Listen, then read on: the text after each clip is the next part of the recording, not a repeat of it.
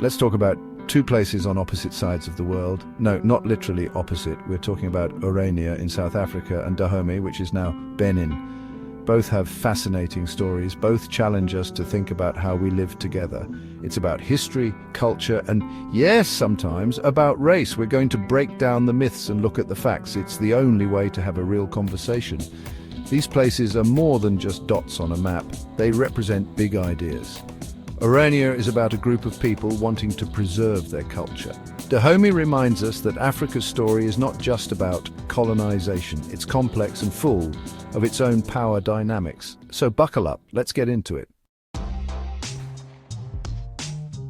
Picture a town in the middle of South Africa. It's 1991, apartheid is ending, but a group of Afrikaners, white South Africans descended from Dutch settlers, have a different dream. They want a place of their own. This is how Orania is born.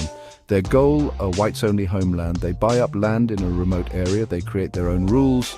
Only Afrikaners are allowed to live there permanently. They even have their own currency. It's a controversial idea, to say the least, and it raises a lot of questions about equality and the legacy of apartheid.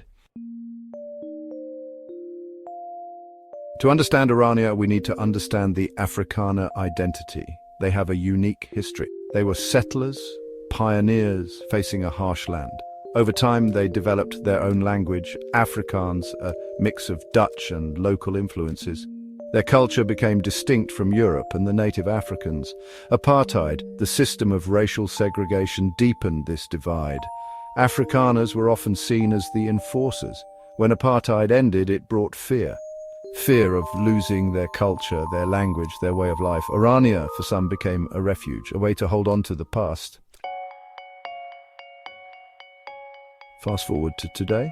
Orania still exists, it's grown a bit, but it remains isolated, both physically and ideologically. The town faces criticism. Many see it as a step backward, a perpetuation of segregation. Even within Orania, there are challenges. The dream of a purely self-sufficient Afrikaner homeland hasn't fully materialized. They rely on the outside world, including black laborers from surrounding areas. This creates a complex dynamic. It raises ethical questions about the very principles on which Orania was founded. Now let's journey to West Africa. Centuries ago, long before colonialism tightened its grip, a powerful kingdom thrived. This was Dahomey, in what is now the country of Benin. It was a kingdom with a complex history, known for its military prowess and its unique culture. Dahomey wasn't some isolated tribe. They were sophisticated traders. They had a complex social structure. And yes, they had an army that included female warriors, the legendary Dahomey Amazons. Their story deserves to be told, and told accurately. Section 6. European encounters trade and complex relationships. Europeans arrived on Dahomey's coast in the 15th century. First came the Portuguese, then others. This wasn't some friendly meet and greet, it was the era of the transatlantic slave trade. A dark chapter in human history, and Dahomey was caught in the middle. Dahomey became involved in this trade. It's a painful truth, but it's crucial to understand the context. European powers created the demand. They armed and influenced African kingdoms. It was a system designed to benefit them, leaving a legacy of exploitation and distorted narratives. Section 7. Dispelling the myth no whites only policy. Here's where we bust a myth. There's a claim floating around that Dahomey had a no white people policy. This is simply not true. Historical records show Europeans lived in Dahomey even during its most powerful periods. Yes, Dahomey resisted European control. They were strategic in their dealings. They played different European powers against each other. To portray them as simply anti-white is a gross oversimplification. It denies their agency and the complex realities of the time. Section 8. Legacy of Dahomey, from kingdom to Benin. Dahomey, like all kingdoms, eventually fell. Internal strife and French conquest led to its demise in the late 19th century.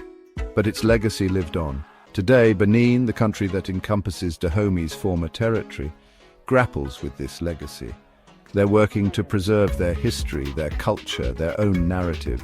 They are reclaiming their stories from the distortions of colonialism. It's a journey of rediscovering their past, celebrating their heroes, and building a future on their own terms. Section 9. Understanding complexity beyond simple narratives. So, what have we learned? Orania and Dahomey, two very different places, remind us that history is rarely black and white. It's full of shades of grey. To understand these places, we need nuance. We need to avoid easy answers and stereotypes. Orania's story forces us to confront the complexities of identity and the legacy of apartheid. Dahomey challenges us to see African history beyond the lens of colonization. It's about understanding their agency, their strength, and their resilience. So, let's be done with simplistic narratives. Let's engage with history honestly, even when it's uncomfortable. That's how we learn, that's how we grow, and that's how we build a future that's more just and equitable for everyone.